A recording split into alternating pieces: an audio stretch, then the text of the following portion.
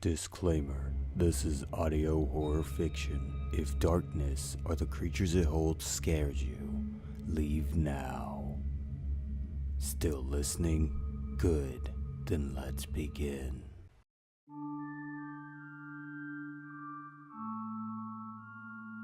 My 11-year-old son was in a horrible accident 4 months ago.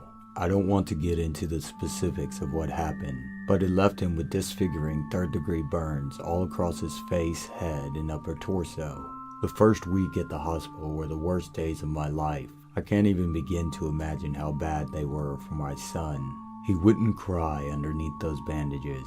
He wouldn't even speak. He sometimes just let out an agonizing moaning sound. I asked my doctor in hysterics what was happening. I was eventually able to get out of him that my son was in absolute excruciating pain, and that movement of his mouth or face made things dramatically worse.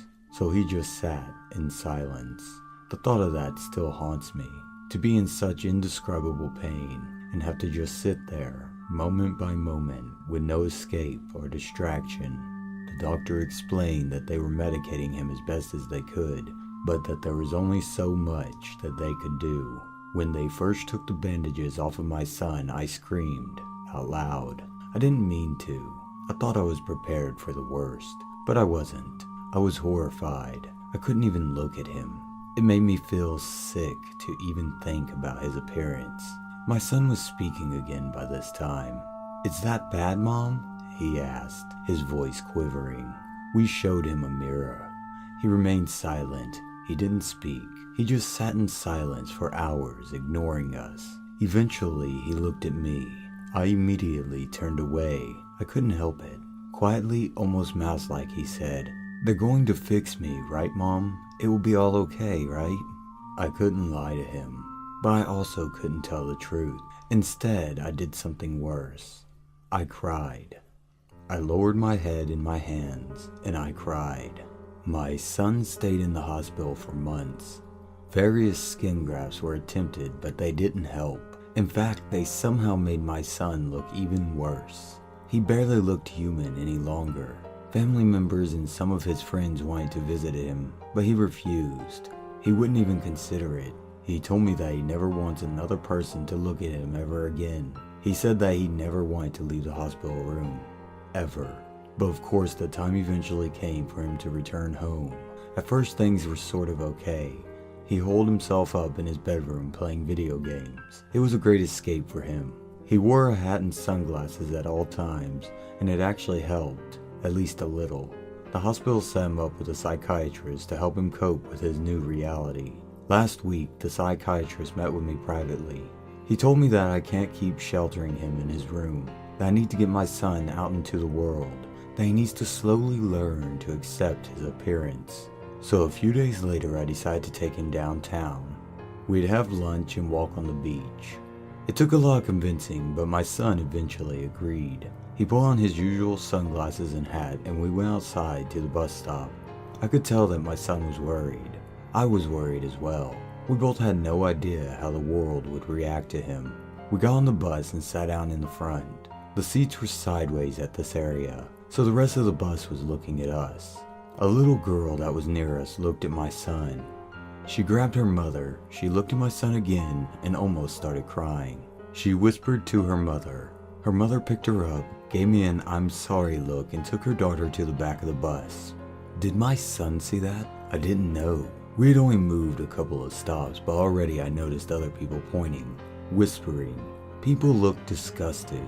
I was just hoping so much that my son wasn't noticing. But then he quietly whispered, "Mom, they're looking at me." I whispered back to him, "No, they're not. Everything is okay." But then he got louder. "Mom, everyone is looking at me. They're all looking at me." Some of the people sitting near us got up at that point. They moved away from us.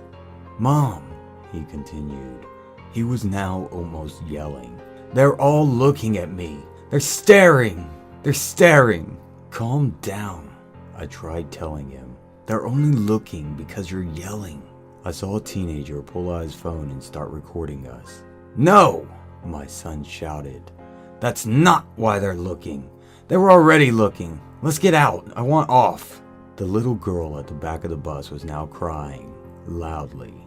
"Okay," I said. I pressed the button flagging the next stop. "They're looking at me," my son continued, almost yelling. "I want off, now! I want off! Take me home! Take me home!" Some people were now laughing about the situation, and then I lost control of myself. I didn't even know I was doing it until it was too late.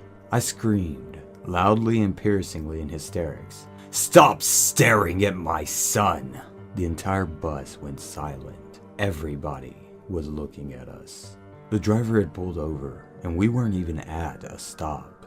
"Ma'am, can you and your son please exit the vehicle?" We were both crying. We walked home. That night, I ordered a package online. That night was also when his nightmares started. He would scream in the middle of the night in his sleep, wailing screams. He didn't even know he was doing it. They would keep me up at night. He would never tell me what the dreams were about, but sometimes when he woke up, I'd hear him crying, talking to himself, his voice quivering. This is when I first noticed I was actually becoming scared of my son. I said earlier that my son barely looked human anymore. He was starting to no longer sound human either. The loud screams at night became increasingly guttural, sounds that no little boy could ever make. If I stood outside his door at night, I'd sometimes hear him whispering to himself in between screaming, words that I didn't understand. It was either gibberish or an entirely different language, a language like I'd never heard before. Last night I woke up very late. There was silence. I listened for my son, but I couldn't make anything out. I had the sense that something was watching me.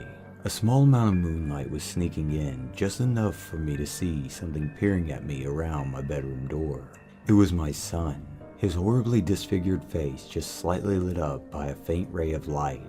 He stared at me, and then he began whispering again, in that alien language. I screamed as loud as I could. My son turned and ran back into his bedroom. It's now hours later, and he still hasn't left that room. I didn't even try to get back to sleep again. I just turned on my computer and started writing out these very experiences. My package arrived early this morning. I also did some research. I found out that this is a condition called Teratophobia, the fear of disfigurement and disfigured people. It got me thinking, has my son's disfigurement driven him crazy?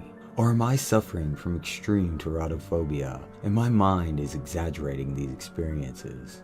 I'm not sure, but what I do know is that my son can't do this alone, and neither can I. It's become abundantly clear. A mother should do anything for her son, right? I can't fix his grotesque and horrifying appearance, but I can make him feel less alone.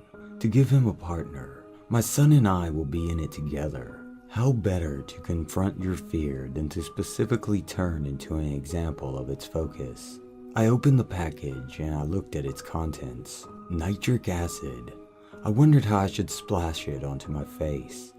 I didn't want to lose my eyesight in this process. I suppose I'll have to do a little more research, but I don't want to waste too much time, because I would like to wake my son up in the morning as his equal and to show him that he's not alone, that together things won't be so scary, things won't be so isolating, things will be better. I've heard the quote before, there's no bitch on earth like a mother frightened for her kids. Well, maybe it's time for my son and I to frighten the world back. Maybe we'll even grow to like it. We'll have to learn to like it. No matter what, we'll have to learn.